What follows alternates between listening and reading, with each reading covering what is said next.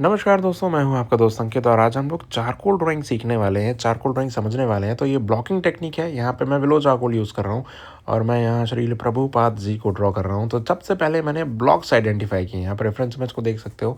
तो जो darker area है सबसे पहले उसको आइडेंटिफाई किया है विलो चारकोल के यूज़ की मदद से। यहाँ अभी कोई आई वगैरह नहीं ड्रॉ हुई है, कोई मेजरमेंट नहीं है। अब धीरे धीरे उसमें आई का शेप निकालने की कोशिश जारी है। इस तरीके की ड्राइंग्स में रिस्क बहुत ज़्यादा होता है कि क्या पता पोर्ट्रेट सही बने या ना बने, but this is the challenge. यही चैलेंज है। अगर आप इसको मिस्ड आउट कर देंगे और हर बार एक परफेक्ट पोर्ट्रेट बनाने के लिए वही पेंसिल मेजरमेंट वगैरह यूज़ करते रहेंगे तो मज़ा ख़त्म हो जाएगा ना दोस्तों। तो मज़े को ख़त्म नहीं होने देना है और इसीलिए इसमें चैलेंज है, लाइट एंड शेड्स का खेल है। तो इस लाइट एंड शेड्स को समझिए और ध्यान से देखिए कि कैसे मैं धीरे धीरे वैल्यूज़ को आगे बढ़ रहा हूँ। हो सकता हो ये वैल्यूज़ फ़र्म ना हो, इसीलिए विलो चारकोल है ना। अगर कुछ भी गड़बड़ हुआ तो विलो चारकोल से हम उसको ठीक कर सकते हैं।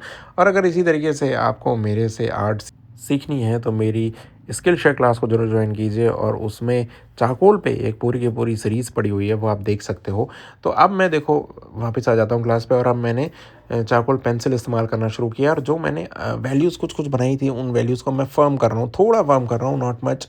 जैसे आइज़ का एरिया हो गया, जहाँ पे मुझे लग रहा है कि ठीक है वैल्यूज़, वहाँ पे मैं उसको फर्म करता हुआ चल रहा हूँ।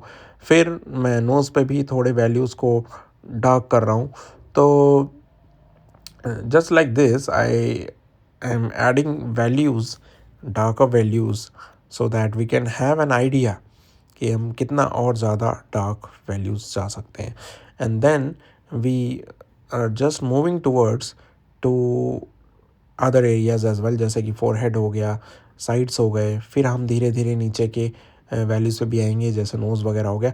तो जब चारकोल पेंसिल हम यूज़ करते हैं तो हमें कुछ कन्फर्मिटी हो जाती है। जैसे मेरे को आइज़ वाले एरिया में कुछ कन्फर्मिटी है कि आइज़ की डिस्टेंस वगैरह सही है आपस में।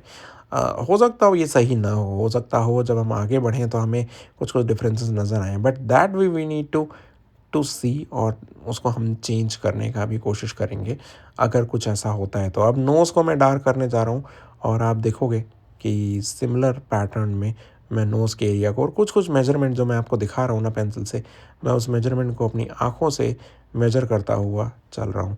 कोई एज सच कोई मेजरमेंट हम ले नहीं रहे हैं, जस्ट अपने ब्रेन में, मन में ऐसे मेजरमेंट्स बनाते हुए चल रहे हैं।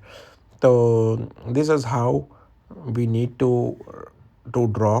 और स्पेशली जब इस टाइप के आर्टिस्टिक पोर्ट्रेट होते हैं तो इनमें टाइम भी ज़्यादा नहीं लगता। ये बात भी बड़ी मज़ेदार है कि अगर ये पोर्ट्रेट इस टाइप के करने हो तो 1.5-2 घंटे में होते हैं।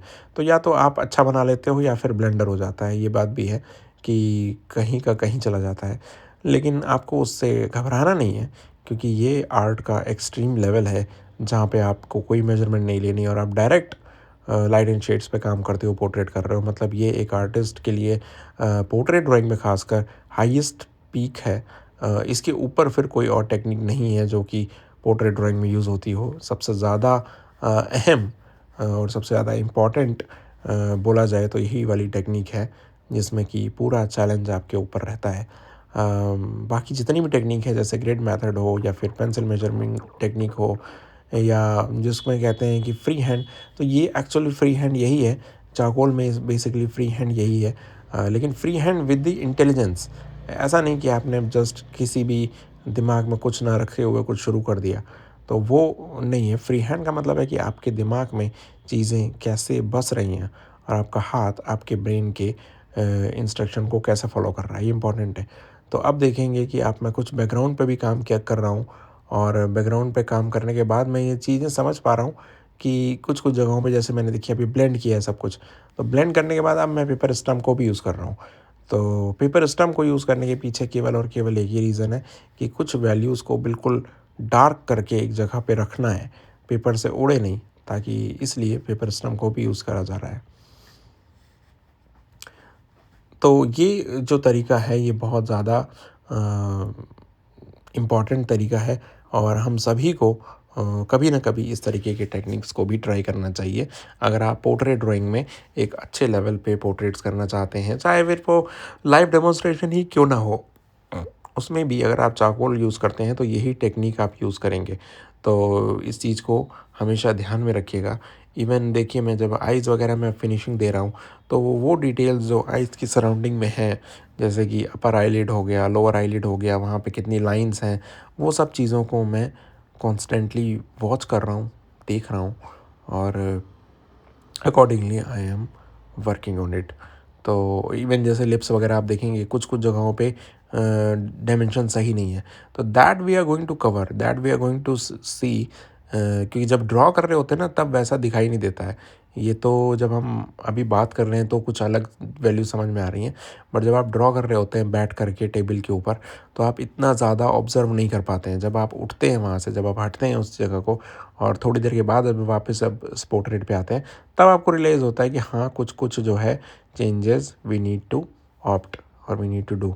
तो ये तरीका है। अभी इसमें फिर हम सबट्रैक्शन भी यूज़ करेंगे। We are going to use eraser for sure, और वहाँ पे हम देखेंगे कैसे कैसे चेंजेस हमने करने हैं, क्या क्या जगहों पे हाईलाइट हमें क्रिएट करना है, वो भी हम देखने वाले हैं।